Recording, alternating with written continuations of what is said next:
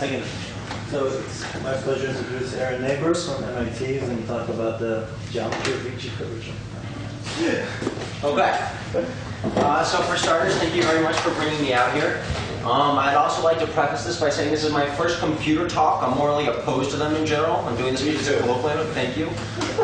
That being said, a little forgiveness for whatever involving that.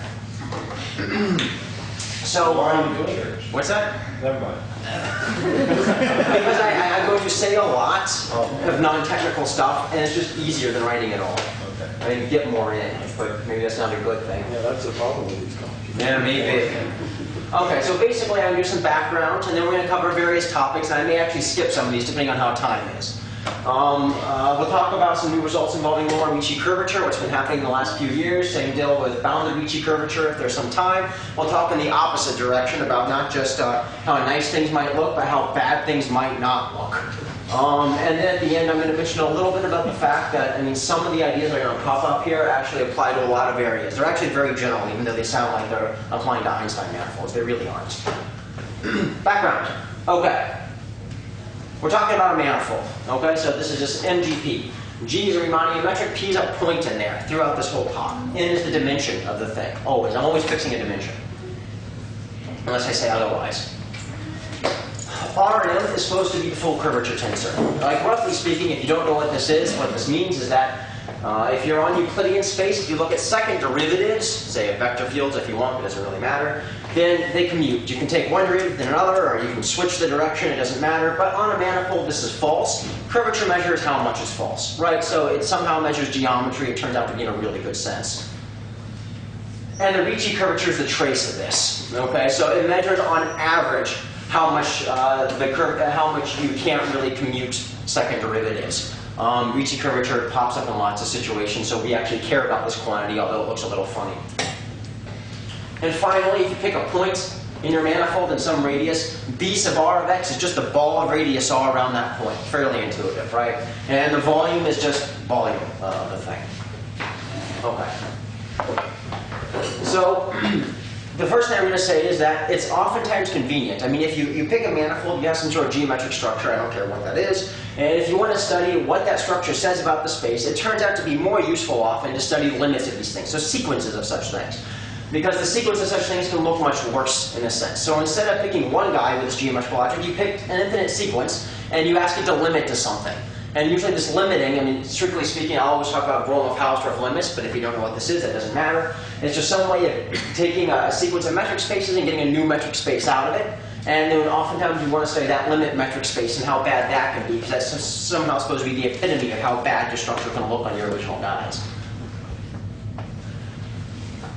And oftentimes an assumption that will be made, and we'll call the sequence non-collapsed, and this is why we fix these points pi in our convergence, if the volume around that point is bounded strictly from below. For Einstein manifolds or lower Ricci bound, you should almost view this as an energy. It's like saying the energy is finite. As volume goes to zero, things get bad. So oftentimes we want to stop that from happening. Otherwise, we call the sequence a collapsed sequence if the volume is going to zero. So, yeah, let's keep that for the moment. Chalk. What's that? Were you looking for some chalk? Yes. Well, I'm just checking. There we go. Easy example. Take a cylinder of radius r or something. Imagine r going to zero. What's it actually limit to geometrically? A line. Right? That's collapse. We're starting easy and working up. Okay. Given a limit space, a metric space, well, what's different about a limit space than a smooth manifold that's approximating it? Infinitesimal structure. That's how they differ. Manifolds always look like just flat Euclidean space if you go small enough. That's not true for limit spaces. That's actually very convenient. So what they look like, it may be very different, and this comes in the notion of a tangent cone. So what do you do for a tangent cone? A tangent cone basically means that you pick a point in your limit space. Here's maybe our metric space here. You pick some point, you pick some radius of small r, and what this definition here is saying is that you look at the corresponding space that's supposed to be x sub xr. I don't know why it's over there. So here's x sub xr. And it just sort of takes this space here and it looks at this ball, and it's like a microscope. It takes a ball of radius R to a ball of radius 1. You imagine R as being very, very small. So you're microscoping it up. And a tangent cone is simply something that happens that if you fix a point here and you let R go to 0, and you keep microscoping this thing out, and you let that limit to something else, right? So that's a tangent cone. Just 2 examples to keep in the back of your head. If we had picked a smooth manifold, There's always a cone. this depends on the situation in question. If you have non-collapsible and a lower Ricci bound as a limit, then yes, but not always. Otherwise, it's like a misnomer. So like here, if you're taking these nice smooth points here, the tangent cone, it's a manifold there, should just be Rn. So if I look at x of x, this should be Rn if x is not the cone point. And if x is the cone point, then the tangent cone at this point, which I'm just denoting by a sub here, is just the space itself originally, right? Because you dilate, nothing really changes from the space. Right? So this is the easy example to keep in the back of your head. Oh no, it's doing it to me again. It's supposed to be in bullets. Okay. That being said, one more last definition I want to throw at you just to keep in the back of your head is that of stratification. Now we can do this all rigorously like that's being done here, but let's not worry about this so much. Once you know a tangent cone's infinitesimal behavior, what you usually like to do is split out points of your metric space based on what this infinitesimal behavior looks like. So like if it's a nice Riemannian orbifold or something like this, or just like a point like this, we have 2 things we want to consider. So this point here we call zero conical. What's that mean? That just means it's a cone. So that the metric space itself, this is like C over some y. This is how I pictured it, where y here is this cross section. So it's zero conical, a metric space at a point if it's just a cone at that point. And we say that it's, say, k conical if it looks like rk cross something. So if this is zero conical with respect to this point, we could have crossed this with r like this and made it 1 conical. Right? So we just like to split up points based on the infinitesimal behavior. So these are all the 1 conical points. Up here, the tangent cones were all Rn, so these are all the n conical points. Right? So our stratum has 2 components, the in stratum and the 1 stratum, the way it's written. So you can be both. What's that? It's not mutually exclusive. So, I mean, strictly speaking, the reason, so the definition there is a little bit more complicated. So apparently, I'm sorry, so when my file got transferred over to this computer, it changed stuff on it, so things are not organized very well anymore. It's defined in a slightly sort of double negative fashion, so that doesn't happen. And also because tangent cones may not be unique. So it's defined in a way where actually the k-strat is actually the set of points that no tangent cone splits in rk plus 1 factor. Right? I'm skipping these technical things, but defined like that, they are mutually exclusive. Said otherwise, the set of the k-stratum here should be the points where the infinitesimal behaviors have k degrees of symmetry. Not k plus 1 degrees of symmetry, but at most k degrees of symmetry. So what, the third line there, what is the statement that goes with that? What's the actual statement? This one? Yeah. Absolutely. So you're right. That was a little sloppy there. If the limit space X comes from a sequence of Riemannian manifolds, where the Ricci curvature is bound from below and the volume is bound from below, so they're non-collapsed, then at every point, the tangent cone is zero conical. It's an actual cone over something. That's the rigorous statement. That'll be made again later. Okay. So now that we've sort of thrown some definitions at you, and There now are unique tangent cones and they're zero conical. they don't have to be unique. Just zero conical. They'll all be cones, but they don't have to be unique. Okay. So, yeah, I mean, I'm sorry, this is kind of small. Okay, I think. Oh well. So what I'm going to do now is basically do a crash course of sort of getting increasing difficulty. So I want to consider limit spaces. So maybe I'll even write some of this down.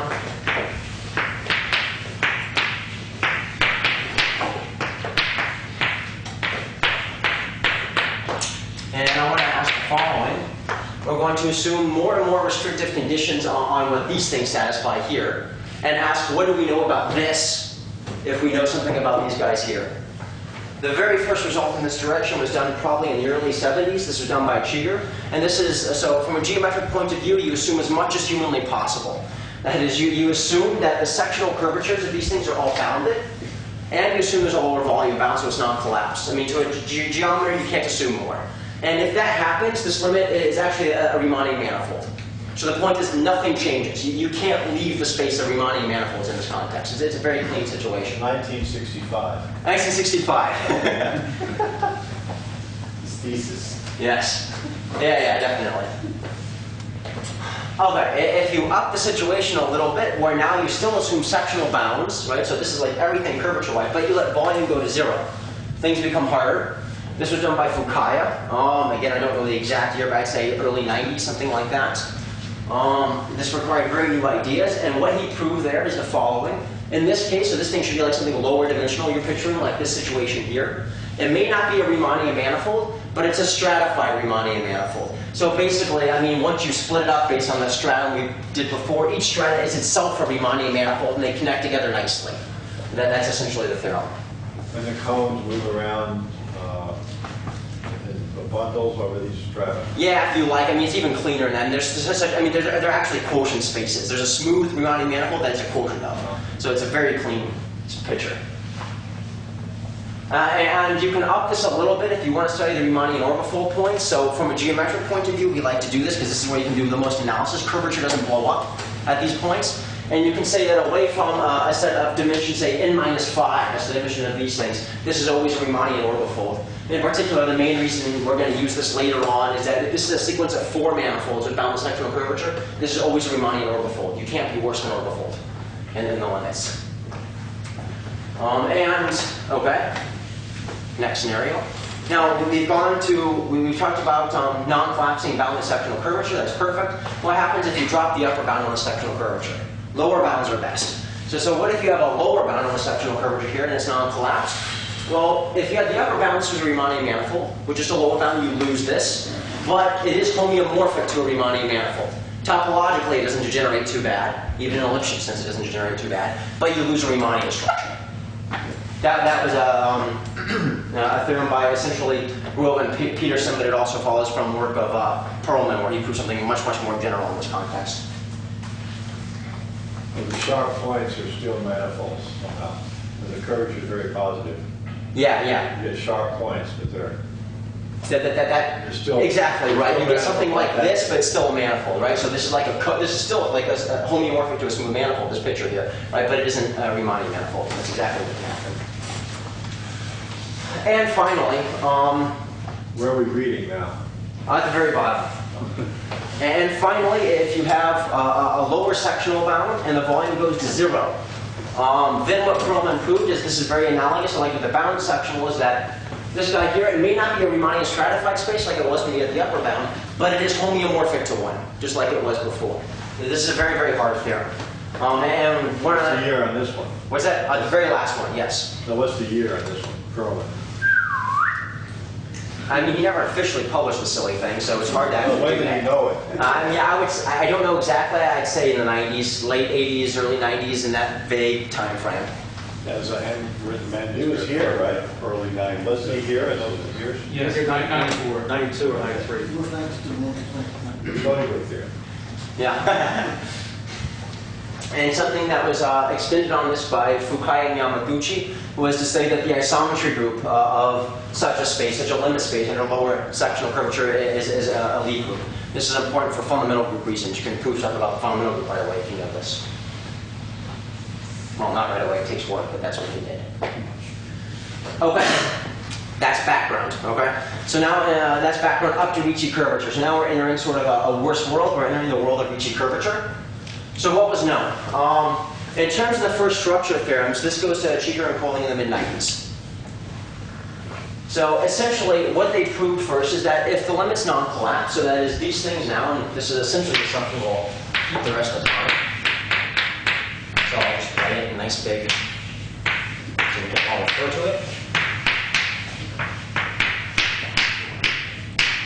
So all these theorems have less and less hypotheses. Absolutely, yeah, So right. either collapse or non-collapse. Yeah, I mean, and now we're beginning to enter the world of where it's going to get worse. So, okay, so if these things have just lower Ricci bounds and a lower volume bound, then what Cheeger and Colling proved is that at least away from a set of Hausdorff dimension, codimension 2 in here, then it's actually homeomorphic to a Riemannian manifold. Right, so I mean, at least in this context, you can say there's this open dense subset. It's not actually open the way I just said it. There's at least this dense subset where you can sort of pretend like it looks like, oh, I mean, an open dense subset for the manifold, that's actually fine. Well, where it actually has at least what you might call a smooth structure, even if the metric doesn't really quite agree with it. And what they proved in the collapse setting, so if I were to drop this assumption here, is something that's a little bit nastier. They proved that, at least on a set of full measure, that every tangent cone is unique and is some Euclidean space. But the Euclidean space may change from point to point. So, I mean, the basic example to keep in mind that wasn't sort of ruled out there is would be something like this. Wait, you're saying the Hausdorff measure is finite in its dimension? No. What measure you're talking Yeah, okay, fine. I was sneaking this past everybody. So the point is that the natural measure to consider here is you take the Riemannian volume measure on this, you divide by the volume, so say probability, something like that, and you limit that out to a measure down here. That's the natural measure you consider there. It makes it hard to give a non-technical talk when people ask technical questions. You gotta tell all the truth. That's true. The truth. That's absolutely true. Okay, so for instance, the type of thing to keep in mind will be something like this, like a horn. So you view this as being like 10-dimensional over here, like 1 or 2-dimensional over here, and sort of meeting up here, right? So a priori, something like that could appear as a limit space. Based on that statement, and of course you can imagine much worse things because this is just a this is a statement about dense sets. I mean, the different dimensions could be mixed together in some sort of nasty way. But this is a good clean example to keep in the back of your head, something that might happen based on that. But what they did conjecture is that shouldn't happen. So they did say that this sort of situation where you have different dimensions in different areas really shouldn't happen even when you're collapsing from these limits. And then again, they conjectured that, this was also Fukai Yamaguchi, I guess, that the isometry group of the limit space was a Lie group. Again, this has applications to the fundamental group of the space. I will point out, I think it's said there, that in the non-collapse setting, so with this, they proved the limit space, the isometry group was a Lie group, so they managed to do it in that setting. All right, one more background, and then we actually start some new stuff. Bounded Ricci curvature. So finally, we consider the case where not only we assume the lower bound, we're going to assume an upper bound here as well. What else can we say? So this is crash course time, I guess. In dimension 4, almost everything is really well understood at this point. So, I mean, if you have dimension 4, say the Euler characteristic is bounded, but I'm sure this isn't always necessary. The volume is bounded from below, so it's non-collapse. Then results due to a whole bunch of people basically give a complete picture of X. It says that, in particular, the limit space, in this case, has to be a Riemannian orbifold with isolated orbifold points. So it's a very clean picture. These isolated orbifold points there, you sort of visualize as being where everything goes bad, so everything is really good away from a finite number of points. Then you have this finite number of points, they connect together pretty well. And what you can really do in higher dimensions even is that you can say that similar things are true if the Euler characteristic is replaced by an integral curvature bound. And I mean, morally speaking, that's what the Euler characteristic bound is used there. If you use a Gauss-Bonnet formula, it's really having integral curvature bound control. How good are the limits at the smooth part of these manifolds? If they're Einstein, they're smooth Einstein things in this case. So they're very, and even over the orbifold point, they're smooth. They lift a smooth orbifold over that. So I mean, they're very nice. They're perfect, in fact, in this non-collapsed 4-dimensional case. Everything you could possibly want. So the limit is actually a smooth limit. Absolutely. Well, yeah. I mean, even smooth in the orbifold sense. I mean, so yeah, it's perfect. And if you go dropping all your assumptions, you just have some bounded Ricci and non-collapse, the most you can really say is that away from a set of codimension 2, then it's going to be, say, a Riemannian manifold. That much can be said. Okay. Now, lower Ricci curvature, new stuff. Anybody who's somehow tuned out at this point, this is a good time to come back because we're starting a new subject. I'll let you know each time we change subjects, so that way you can sort of come back in if I've lost you at some point. What we're going to talk about now is sort of the results, I'd say, maybe from the last 3 years or so. So most sort of the advances for limit spaces with just a lower Ricci curvature bound now have come from a better understanding of geodesics in the limit space. So to sort of understand where this might come from, let's start with some intuition of a theorem by Petrunian. Let me just erase all this You always nonsense. have lots of geodesics, right, in all these spaces. Absolutely. They're all length spaces, and there's a minimizing geodesic connecting any 2 points. There's lots of them.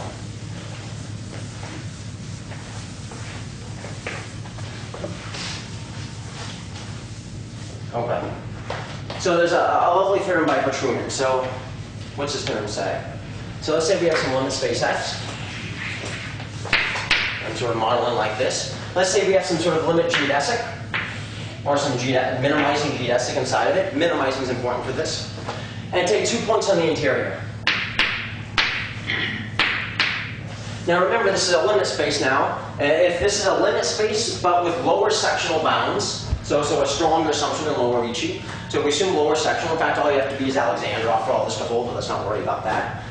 Then the statement was the following. So if you pick these 2 points, and you look at their tangent cones, so they're infinitesimal behaviors, what they look like infinitesimally, then the tangent cone here and the tangent cone here are isometric.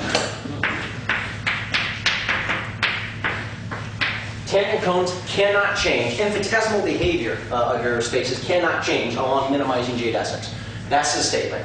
Very beautiful theorem, yeah. In particular, this tells you the regular set is totally geodesic. So this lets you know pretty quickly that if you take 2 points inside the smooth part, if there is a smooth part, there actually always is an open in subset which is here, then the minimizing geodesic stays inside the smooth part. And now the basic question here is, and we care about limits with lower Ricci, and so we want to ask, is the same thing true for limit spaces that have a lower Ricci curvature bound? The regular set means where the tangent cone is flat. Absolutely, all right, yes. So then that's an open set by this theorem. I mean, it contains it on That's known to be an open set by Perlman and various other people in this context. But yes, that's true. But I mean, it is known to be by Perlman anyway. Although I don't think it follows this completely. I mean, I'll actually give an example. Yeah. So the question is, does it hold for... Gets rid of the whole thing. Okay. So does this sort of theorem hold for limit spaces with lower Ricci bounds? Line is broken? No, definitely not. There's lots of reasons for this, and I can go into various technicalities, but I'm not. Instead, all I'm going to say is that if you work hard, you can do the following. You can build a limit space. These things satisfy these 2 conditions here, the lower Ricci, the non-collapse. And there's a minimizing geodesic inside of it. And at every single point, the tangent cone's unique, so infinitesimal behavior, there's no problem with this. But at no 2 points is the tangent cone isometric. It's different everywhere as you move along it. So, I mean, this is just sort of saying what no means in more words. So, you can't preserve tangent cones along minimizing geodesics.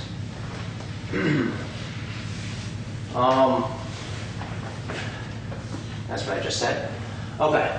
So what you might ask, though, is can you maybe do just a little bit worse? If infinitesimal behaviors don't have to be constant along minimizing geodesics, can it possibly be that how fast they can change is controlled? That if you're long enough minimizing geodesic, that this infinitesimal behavior, tangent cone, can't move very quickly?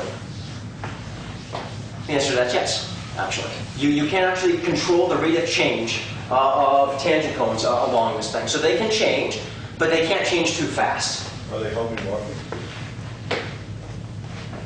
I've got no theorem that says they have to be.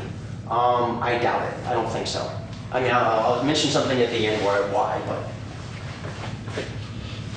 So here's the theorem. So this is what Toby and I proved a couple of years back. It says the following. It says take such a limit space and take such a minimizing geodesic and take 2 points, x and y, say, and say we're at least some definite, I mean this is all effective, what's being said, so we're some definite amount from the endpoint, some delta. Then let's try to compare the tangent cone here and the tangent cone here. And since we're insisting on a certain amount of rigor, what that should really mean is, let's look at, say, the ball of radius 1 of these 2 things, so they become compact, so that's fine.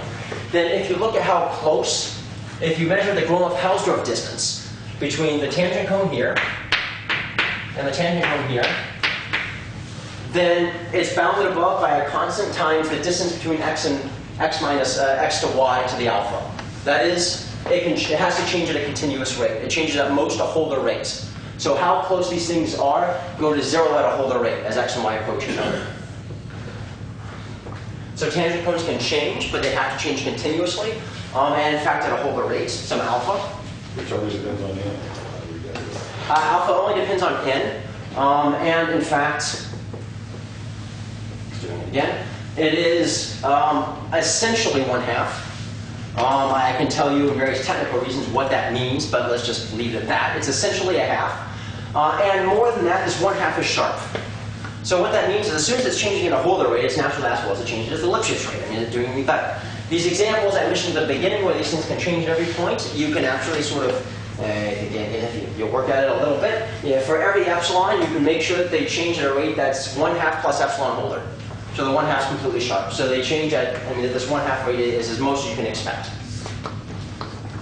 And just for the sake of saying an effective version of the statement, which maybe even be pictorially a little bit better, instead of just comparing the tangent cones, what you're really saying is that we take these 2 points, and if we take balls of radius r around either of them, then the Gromov-Hausdorff distance between this ball and this ball is at most changing at a Holder rate.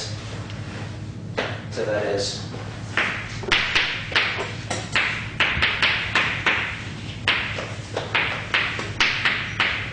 write this in terms of the points on the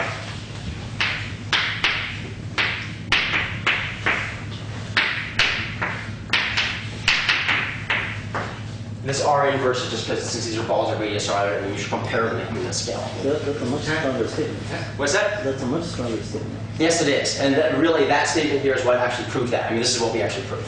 Potential is not simply unique on here, right? No, they are not. So this is what I'm sneaking by in some of the language there, is the fact that you have to compare tangent cones that come from the same sequence of dilations, because they don't have to be unique at the 2 points, right? So really, this is the right way of thinking about it, is comparing balls of the same size. And the tangent cones from the same sequence have to be changing at a Holder rate. So what would be the generated feature of this tangent spaces along the shear distance? So I mean, Give some solution to this feature? right, so I mean, you should always just sort of view this as being a cone over something. And maybe here's an ellipsoid of something as a cone. Over here, it's an ellipsoid over maybe a slightly more elongated. So this is elongated in one direction, this is elongated in one direction. You just sort of picture the cone changing. I mean, this sort of sphere, the geometry of the sphere sort of morphing as you move along it. I mean, sort of, that's the best thing I can do on a blackboard in terms of a picture. The 2 manifolds are close in Lipschitz in this Hausdorff distance, and they're actually homomorphic, I suppose, right? Oh, no. In the Lipschitz distance, but not in the Gromov-Hausdorff distance. No. I mean, I can just sort of take anything, for instance, this, and exactly little, and just add whatever I want right here, and that doesn't see the Gromov-Hausdorff at all. I mean, up to epsilon. If there's a ball of radius epsilon, it doesn't see up to epsilon. Just no epsilon close. Can the cone angle shrink to 0 if you have a honest cone? No, so the volume of these things actually it have to be at least comparable. They don't have to be the same because you're moving along, but you can prove the volume is. In fact, that's the first stage of the proof because that's technically very hard. You have to prove first that the volumes basically are moving in themselves at a Holder rate, so they can't shrink to 0. Is the space of tangent cones compact, I guess? Yes, always compact. That's for any low Ricci thing. Oh, and let me just emphasize, we do not need this assumption here for this. There's no non-collapsing going on here, right? So we need a limit space, it can be collapsed. This still holds. So the non-collapsing is not playing a role here. Okay, how do we prove this roughly? Like I'm going to give you the 25-word version of how this all goes. So there's usually 2 points in any proof, right? There are estimates, and there's how we use the estimates. So I'm going to start with how we use the estimates, because this is the intuitive picture you keep in the back of your head. So the point is that if we want to say this ball here and this ball here are Gromov-Hausdorff close, then we have to compare this ball to this ball, right? How do you do that? You have to get a mapping from here to here. So the starting point is you pick this point P here, which is one of the endpoints of your geodesics. You look at the distance function to it, and you look at its gradient. So it's an L infinity vector field. And you look at the gradient flow with respect to that. So you flow by the gradient flow of this L infinity vector field. This is only defined on a set of open measure, an open-end subset. So really, it's a measure theoretic gradient flow. And for that matter, I mean, being it's only L infinity, you certainly don't have things like to control gradient flows. Usually, you ask for things like Hessian bounds on this. This thing is L infinity. You certainly have no such things going on here, right? So we're gonna have this measure theoretic gradient flow, but we have no estimates on the thing that we're actually flowing by. And the basic theorem here is that for a measure theoretic statement, you actually don't need estimates on this. It's enough if you can prove that there exists a smooth function which is close to this thing, which approximates it in some sense. Say L2 is actually the right thing to look for. And for which you have, say, even just L2, Hessian estimates on that. So it's not to say that we're not taking the gradient flow of the smooth approximation we have estimates on. You're taking the gradient flow of this guy here, but all you need to actually control it in reality is the existence of a smooth guy nearby with control. It turns out. You have a gradient of a function, and then you have a function. Yep, there you go. Okay. So the first sort of quote-unquote theorem is that. So the point is that all you really need, so we need a good approximation to the distance function is what we need. And if you can do that, you can gradient flow by this thing. This is where estimates come from. So you need to build a good, smooth approximation to the distance function. Okay. So roughly speaking, let me just sort of say what was known before and ideas similar to this, and at what point they fail and we have to do something else. Usually, the way smooth approximation to the distance function sort of thing has been done, not for gradient flows, but it's been done in other contexts, is you look at harmonic approximations, say. So you just sort of fix the boundaries on some ball, and you look at the harmonic function that has the same boundary values, and then you prove stuff about it. Now, the problem is that even if you work quite hard in that case, so say we take some harmonic approximation of the distance function, and let's say we ignore all the LP stuff floating around here because that just makes everything complicated. Pretend like we have pointwise bounds. I mean, that's nonsense, but pretend like we do. Then the best that ever got proved for a harmonic approximation is that there exists some epsilon for which the Hessian of this thing is bounded above on this ball, say, by a constant times r to the epsilon minus 2. Now, that's useful in the sense that if you're comparing two balls close to each other, then somehow this is better than scale invariance. So if you go blowing these things up, it's like saying it's kind of looking small at that scale. But if I actually want to go all the way from over here to all the way over here, then if you actually just integrate this thing out, even again ignoring all the LP nonsense floating around, the most you're going to get is that the Gromov-Hausdorff distance between these two guys is at best controlled by this to sort of hold their business, but times an r, which is, so what you'll get if you actually use this estimate, you plug in and you integrate out just standard estimates, is bounded above by that. So that as r goes to 0, you actually have no comparison of these two balls at all if they're at a far distance away. So essentially, all the work in the paper is about actually saying that, first off, there's a better approximation. In fact, it turns out for the harmonic approximation, this is sharp. You can't do better than that. For the harmonic approximation, this is sharp, this estimate. You can't do better. In some sense, it smooths too much. So you can find a better approximation. Actually, you flow by the heat flow by a very given amount of time, like especially chosen amount of time. And for that, I'm still lying a little bit, you can take the epsilon to be 2.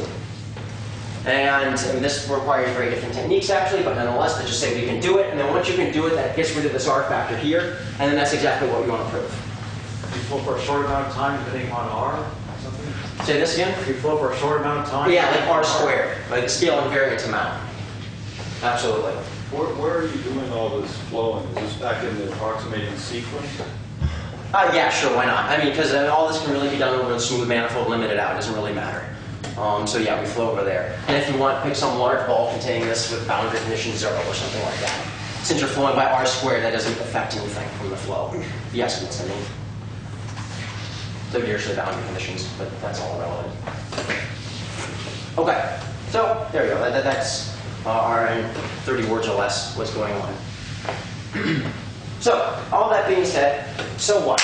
I spent all this time saying that we can control how geodesics move. Tangent cones move along geodesics. Who cares? Why do we go to all this effort? So some basic corollaries of this. So first off, you can prove, and I'll give you sort of an easy version of this. You can prove that this first conjecture I wrote down before, that if you look at a limit space, possibly collapsed, then for an open-dense subset, I keep saying open, for a set of full measure, there's a well-defined dimension. So there's a well-defined dimension for a limit space. There's a set of full measure where the tangent codes are unique and a single Euclidean space, not one. So that is to say, that guy there can't appear as a limit space, as a collapsed limit space. Let me argue for this guy, and then the actual argument for the general thing is basically that plus a lot of measure theory. So how do we convince ourselves that this can't be a limit space, thanks to lower Ricci curvature bounds? Take a point here in our one-dimensional piece, or two-dimensional piece, I don't care. A point over here in our higher dimensional. Connect them by a minimizing geodesic. There always exists such a thing. Now what do we know? The tangent cones over here are, I'm going to say R10. The tangent cones over here are, I'm going to say R2, whatever. But tangent cones have to change at a continuous rate. That's not true. No. So that's it. It can't arise. And if you work a little bit, you can prove to more general theorem. But it's the same rough idea, my measure theory nonsense. Okay, so we have a uniquely defined dimension. In particular, we have a uniquely defined regular set now for collapse limits. And so the second thing, actually, is that this regular set is itself weakly convex. So roughly speaking, what that means is that if I take 2 points inside this regular set, so this sort of Euclidean manifold-like piece, then I can't quite claim I can connect them by a minimizing geodesic totally inside the regular set. But for every epsilon, I can connect them by a curve gamma whose length is almost the distance between them, and which is completely contained inside the regular set. So weakly convex in this sense of the word. Yeah, just already for a cone, you have this issue, right? So for a cone, though, like if it's an honest cone, the minimizing geodesic between here and there will skip this point. It'll kind of go like that. Right? So actually for cones, it will miss the singular point by itself. And one more thing that's a corollary, and this actually follows from the statement I just made here, is actually the isometry group of a limit space is a Lie group. So this is the second conjecture I mentioned. Saying this in 20 words or less, why? So this has to do with the convexity property. So roughly speaking, you have to show there's no small subgroups inside the isometry group. This is Hilbert's fifth problem. So what you do is you assume that's not true, so there's small subgroups, and you use the convexity of this to basically push these isometry group actions into regions where you know things look very Euclidean. And then if you limit that out, you end up getting small subgroups inside the isometry group of Rn, and that's your contradiction. But you need this sort of convexity property to actually make this all rigorous. Okay. That's it for lower Ricci curvature. So this is one of those plain times where if you've tuned out at some point, it's a good time to actually Hilbert's problem isn't known for homeomorphism groups, right? You need some sort of smooth stuff. These are isometries. Yeah, these are isometries, so you know things about compact. I mean, there's a whole bunch of structure there that you know, enough to actually apply. This inequality you've written seems very weak if x and y are very close to each other. So you may have to go a large distance epsilon, even if the points are very close. So this is, what's the It's inequality? gamma less than or equal to d plus epsilon. Oh, this is for any epsilon. Fix your favorite epsilon, and you can find such a curve. That's what I mean by weakly convex. It's not a very good convexity otherwise, right? So the points for every, I'm sorry, I really should have said that if that wasn't clear. For every epsilon bigger than 0, I can find a curve gamma epsilon, totally inside the regular set, whose distance is close, so it's as close as you like. And it's just maybe if you limit this out to the minimizer, it's like, I mean, the picture here maybe to keep in mind is like, you know, imagine this minus the point, right? Now you have these 2 points, and this is Euclidean space, you got to bounce around. So the limit might actually not be inside the regular set for whatever reason, but you can get as close as you want. That's what the picture looks like. The length is bound. Oh, the length's going to the distance. So I mean, you take as close to the distance as you want. So it's certainly bound. I mean, as close to the distance as you want. I see. Right, yeah. Yeah, distance between the two, right. So always when you conclude that the isometry group is a lead group, you also get a dimension bound on the usual one for the Riemannian geometry. So That's right, and you also get estimates on the fundamental group of the thing. This was basically Wilke and Kasparov used that to do that. I mean, essentially, it's like pretend like your roughly speaking, pretend your fundamental group is bad. Right? Take a sequence of such spaces where it gets worse and worse. It'll limit out to something so god-awfully terrible in the limit, but it's a Lie group. So how's that possible? It's not a contradiction. Right? So you can prove stuff about fundamental groups that way.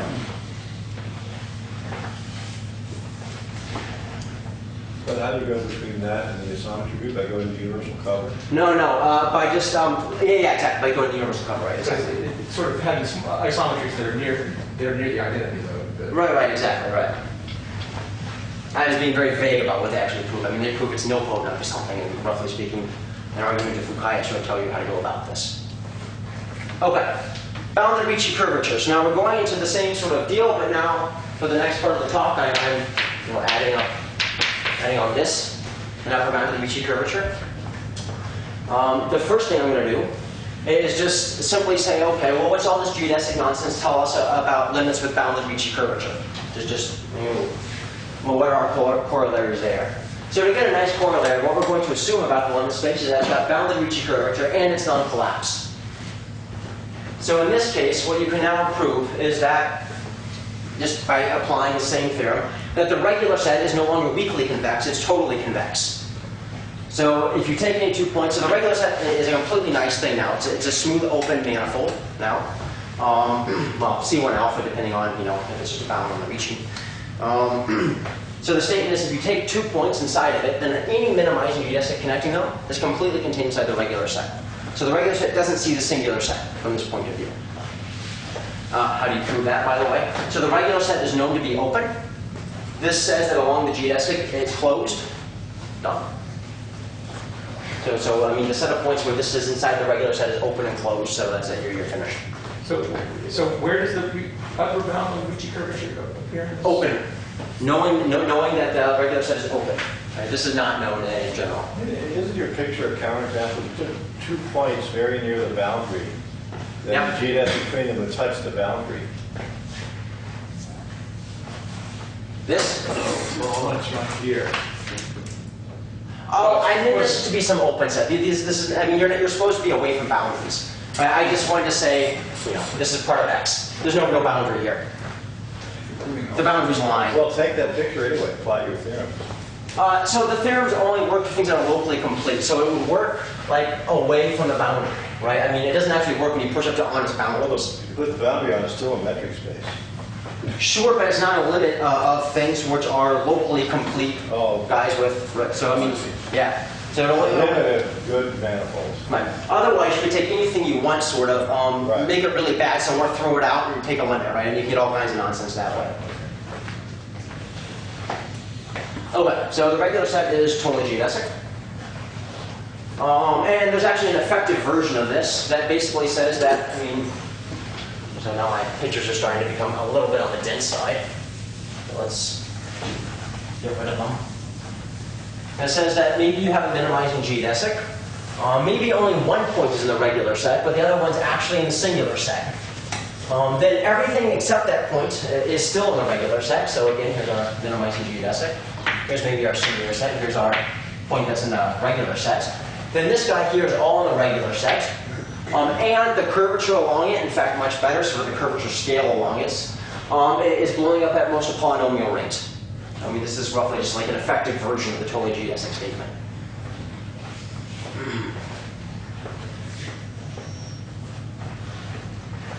How are you defining curvature? This is the regular part. There's no issue in that. For the regular part, you have, I mean, for simplicity's sake, I mean, we said maybe this is Einstein or something, or some smooth in this over the regular part. I mean, curvature is no problem. So this is, the statement is A, this is all in the regular part. That means curvature makes sense there. How do you know there's a smooth metric on the regular? Oh, no. If this is a limit with bounded Ricci, or say Einstein even, then away from the singular set, I mean, there's an opened-in subset which is smooth. So this is no problem. You know there's a metric there, and it's a smooth metric. Well, the Einstein case, I agree, but it's just bounded Ricci curvature. For the bounded Ricci, the correct statement would not be in terms of curvature, but in terms of the harmonic radius. The harmonic radius is always up at most Right, but that would be the rigorous statement there.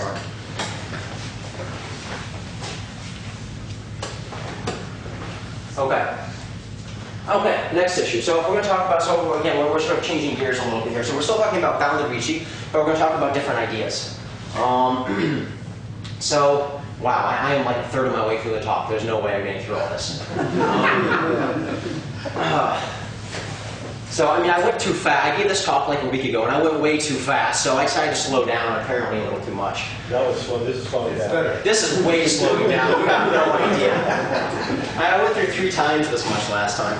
Okay, so Take 3 hours. Much better to say a small amount of. I bet there are people who disagree with the statement. Okay, so Forget that. okay, so what we've seen so far is that if you take limit spaces and they have bounds in the Ricci curvature, then you can only say away from, let's say, the codimension 2, this thing has sort of a manifold structure. Maybe you can improve this if you assume some sort of LP estimates on the curvature. But there's 2 problems. First off, Hausdorff dimensional control is miserable. It's just awful. Why? Because it doesn't stop something from even being dense. You can have Hausdorff dimension 0 and you're a dense subset, right? Now maybe you assume it's closed, or you know it's closed, so now it's not dense, but it's arbitrarily dense. Right, so it's a very weak statement. There's nothing effective about Hausdorff dimension. So we want to do better. So the first question is, can we improve on the Hausdorff dimension statement? And the second is, do we really have to assume assumptions on the LP curvature? LP norm on the curvature? Can we maybe even conclude that there are LP norms on the curvature, just from being Einstein? 2 basic questions. More effectively, we'll say it this way. If we look at Einstein it, is your way of saying Ricci bounded, sort of. what's that? Einstein's your way of saying Well, it's Ricci Ricci bounded. constant, that has different implications. I know, Yeah, I mean, this all works for Ricci bounded, but you got to replace most of the curvatures by harmonic radiuses. So I'm going to say Einstein, so that what I'm writing is totally rigorous. so Einstein is constant. Yeah, but you don't have to assume that. That's totally unnecessary. Bounded Ricci is completely enough for this. All of this. Go away. Okay, so first let's define the notion of a regularity scale, because this is like the effective version, silly thing, of a curvature bound at a point. So the regularity scale is defined to be the following. If I pick some point, x, and r of x, which is what that sort of thing is supposed to be, is the maximum, say from 0 to 1, such that the sup on a ball of radius r around x of the curvature is bounded above by r to the minus 2. Why the minus 2? Because this is scale invariant. If I blew up my space so that the ball of radius became a ball of radius 1, it's like saying you have a curvature bounded by 1 on a ball of radius 1. Okay, so it's the right scale invariant notion of that. Why do you cut off at 1? Because, I mean, if this thing is non-compact or goes out far, I just really don't want it. I mean, somehow small scale and big scales are different things sometimes. Like if it's Ricci flat, there's no reason to. But if you're not Ricci flat, then getting at bigger scale is sort of like letting Ricci curvature become infinity when you scale it back down to a ball of radius 1. So you really need to bound your scale size if you have a non-zero Ricci curvature. So you want to always be scaling up and not scaling down. That's right. Scaling up makes Ricci curvature go down. Scaling down makes it go up, and that's bad. And by definition, the curvature scale is 0 if it's not a smooth point. If this thing is not like C2 in the neighborhood of a point, then it's just 0. Right? So you can define this on any metric space. It's just usually it'll be 0. Scale invariant said this. Certainly now the curvature itself is bounded pointwise by this guy. But having control on this is much stronger, right? Because knowing what this is says that on a ball of definite size, you have curvature bounds of a definite amount. Right? This tells you everything you want to know about the geometry. I mean, everything. So, whereas having curvature bounded at a single point tells you nothing. It can be completely wild and arbitrarily close to this thing. So this is what we really care about, the curvature scale. And previously, there have been no real theorems that prove anything about this guy. Not even that there's some one point that has some definitive lower bound on this thing. It's pretty ridiculous. Okay. Now, we're going to control this guy and this guy in a few minutes, but I have to talk about the notion of quantized ratification. Since, I mean, I've got about 10 minutes, this will probably be more or less where it ends. What I want to emphasize first is that this is the part now that, although I'm going to do everything for, say, lower Ricci curvatures enough first, quantized ratifications, these are the ideas that are quite general. So later on, I mean, we put papers out for, say, minimizing harmonic maps between Riemannian manifolds, hypersurface and minimizing hypersurfaces in Rn. We proved the first sort of LP estimates on solutions of these things. And it's all by the same technique that's being done here. So I'm going to say everything in terms of Einstein manifolds or whatnot, but this is irrelevant. The ideas are more general. Okay. So the point is this. So what was the stratification? The stratification got separated out points based on how much symmetry infinitesimal existed at the infinitesimal level. So you picked a point, you look at the infinitesimal geometry of it, and you said how much symmetry did it have. So instead, what you want to do is that you really want to separate out points based on balls of definite size that have definite almost symmetry. That this is a quantitative stratification. So that this tells you, I mean, if you control this guy, this is like saying away from a set of some volume or another, every point has a ball of some definite size with a definite amount of symmetry. This is the type of condition you want to control. A definite amount of almost symmetry. Definite amount of almost symmetry, absolutely. The rigorous condition is basically that we say that it's k epsilon r conical if on the ball of radius r, it's epsilon almost k conical. That's the intuitive definition. And rigorously, that just means there's something that's actually k conical, which is epsilon close to this in the Gromov-Hausdorff sense. So there's something that's actually k conical that looks close to this in your Gromov-Hausdorff sense. And then we separate points by exactly that definition. And so this is, if you go through the definition of stratification, we do all the exact same things, but we basically replace all of our conical with almost conical, these things. That is, you separate out points based on which balls don't have k plus 1 degrees of almost symmetry on balls of definite size. And notice this exists for a smooth manifold. Not just, I mean, so for smooth manifolds, your stratum is always the highest dimension. There is nothing. This thing that's not true anymore. So like, the basic example here might be something like this. You've taken your cone point, you smoothed it out. Now at this point here, if you look at this ball here, it's almost zero conical. But certainly infinitesimally, it's just a smooth manifold, right? Whereas this point here, you have to go down to a small scale, but then it becomes almost inconical. It's almost like Euclidean space again.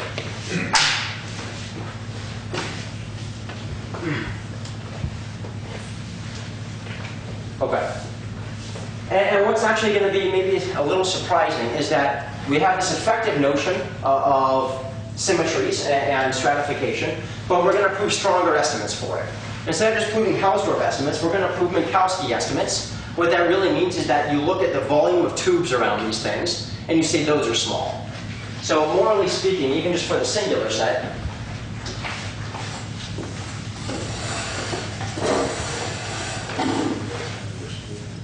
to say a Minkowski estimate exists on the singular set would be like, before if you have a Hausdorff dimension estimate, you put it back, and these things will pile up as close as you want together. But now if you have a Minkowski estimate, it says that you look at volumes of tubes of some definite size, some radius r around them, and those have to be small. And so automatically these things can't pile up too much, otherwise they overlap and the volume is too big.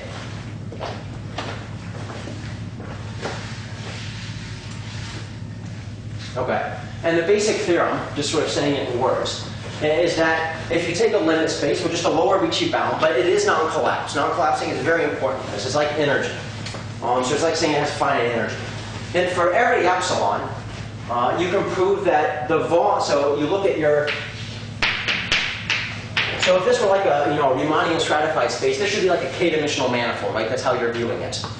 And you're saying that if you look at the volume of the ball of radius r around this set, if this were actually a k-dimensional submanifold, it should look like this. Bounded above by c to the n minus k. And now we're saying you get everything but. So for any epsilon, you can get as close to being a sort of a volume k-manifold as you want, a volume k-dimensional set as you want. So it's an effective Minkowski estimate. So it controls tubes around the singular set, as opposed to just the dimension. And what I mean, I don't really have time, so I'm not going to mention really what the ideas behind this are, but I am going to say the following. So there's a standard estimate here that says that if you have a standard singular set, Sk, then its dimension is bounded above by k in the Hausdorff sense. This is dimension reduction, is the basic idea here. And what I will mention is that this technique fails to prove this estimate. What one might like to do is essentially take the techniques here and quantize them. Add a whole bunch of constants in, keep track of them well enough that you can actually get something meaningful out of it. But fundamentally, this proof here depends on looking at different points at vastly different scales. So like somehow it's like you do, I mean, so if you're familiar with the argument, you do one blow-up and you do blow-ups on the blow-ups. And what that means is that you've got like one scale for this point over here, but another infinitesimally small point scale for this point over here. And when you try to do something effective, it all breaks down. There turn out to be these terrible loops and we just couldn't get around them. So you end up having these new, so we really need new ideas to prove this. And actually in the process, we get a very different proof for this estimate. So it's a different way of even proving that the standard sort of Hausdorff dimension estimate. Well, what's the idea? Okay, so do my best to say this in 5 minutes or less. Idea. So, how do you prove, for instance, the mission of S0 is less or equal to 0? So the first statement is that every tangent cone is actually a cone. So you know this. So everything is 0 conical. So now, the basic idea is then that, okay, well now if you look at the tangent cone at some point, now pick another point that's not the vertex, and look at the tangent cone here. Now you've got sort of this symmetry here, so that when you start blowing up this symmetry here, this sort of scaling here now becomes like a double tangent cone, and you end up getting that every point except your original one split in R factor. And if you throw some measure theory into this, you can prove this statement here. Okay, now this is exactly the different scale thing that I was talking about, that's a problem. Instead, what we try to do is the following. So this is how standard dimensional reduction forces splittings. How do we force splittings? Instead, imagine you have a point that is conical, and imagine in this metric space you have another point, and it's conical with respect to that point too. How is that possible? Only one way. It looks like R cross something. So instead of trying to do like a double iteration to split, get an R factor, what you say is, what you try to force is that most points at most scales look almost conical. And away from a set of small volume, there's some other point nearby which also looks almost conical. And automatically that gives you your R factor. So it's almost like R cross something. So this is cone splitting, this idea. And to actually control this set, we need something called, what we call the entropy decomposition. I really don't have time for this. Essentially what we do is that the first thing you notice is that there's an effective version that every tangent cone is a metric cone. Namely, if you fix an epsilon away from a finite number of scales, sort of dropping by a factor of 2 each time, all of them look epsilon close to being 0 conical. They almost all of them, to control finite number, look very close. So now what you do is you take points and you group them together based on which scales they're good and bad at. And then for each of those individual sets, this is very simple to prove, the volume estimates. Because imagine just the zero-dimensional case here. So imagine I'm just looking at the set of points now, which are very almost conical at the same scales. So look at an almost conical scale at this point, so like this here, there's almost 0 conical. You have 2 options. Either every other point in the set is contained in this tiny little ball here, or there's a point out here which is not, and by definition, it looks good at this scale, and it's also 0 conical, so it splits an R factor. So basically, by separating like this, you can prove very easily that this sort of volume statement for each of these. And then the real trick is proving that there's actually way fewer of these sets than you think there are. There should be lots and lots of these sort of sets in this decomposition a priori. And you got to prove there's actually far fewer of them. So if you add up all the errors, it doesn't mess you up. So what is entropy in your context? Entropy is the natural log of the volume.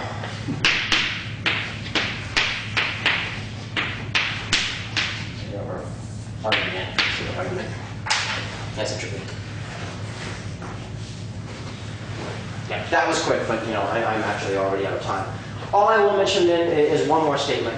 So if we went to Einstein manifolds, found the Ricci again, but let's say Einstein, then automatically, using say Anderson's epsilon regularity theorem, we get a priori curvature bounds, like LP bounds in the curvature and everything, just from this.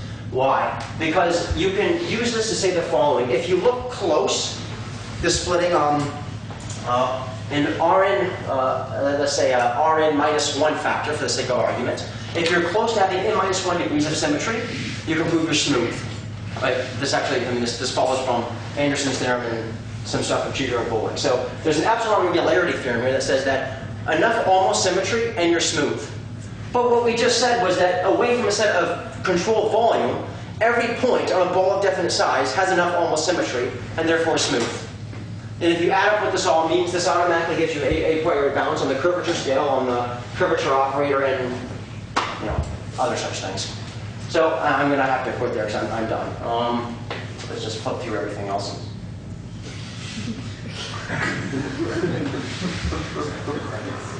It'll take 5 more minutes of me clicking just to get through this.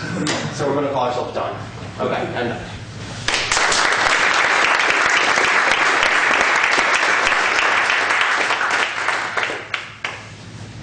Questions?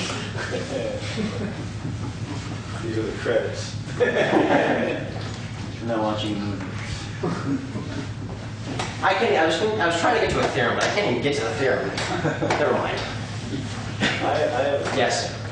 so there's this phrase for me which is kind of a black box called Ricci Curvature, Yes. and then you've derived a lot of theorems, discussed a lot of theorems Yes. under various assumptions Yes. about the Ricci curvature. Yes. Let's go way back to the beginning when somebody first proved something in synthetic geometry about Ricci curvature. What was it? What does Ricci curvature mean geometrically? If I'm an undergraduate and I want to read your title, what does Ricci curvature mean geometrically? What's the first thing you can prove? 2 things. So you're asking, what would you say is important about Ricci curvature and all this, fundamentally, like at the most basic level? I say if you get nothing else out of this, remember the following 2 formulae. I won't remember this. If you have a harmonic function, and you have Bachman's formula. There's a 2 here.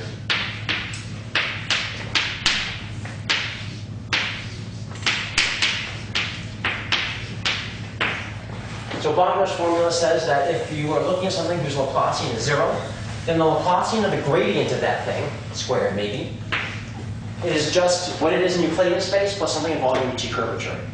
Right? Various generalizations of this idea are very important analysis. This is how you start controlling harmonic functions automatically.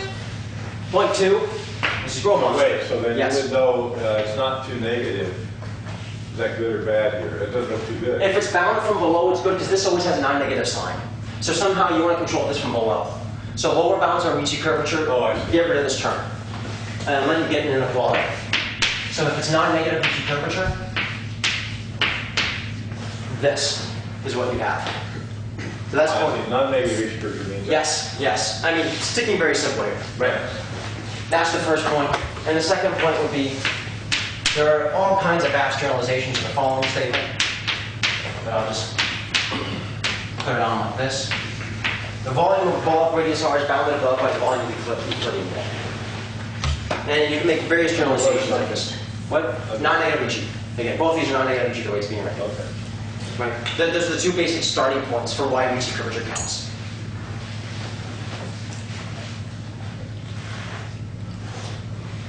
Anything else? It seems like the inequality goes the wrong way. No, non-negative here. No, I mean, you got the gradient. You want the Laplacian. No Laplacian of the gradient of u Oh, squared. Laplacian gradient. Okay, so it's like, so it's super harmonic. Yeah. So,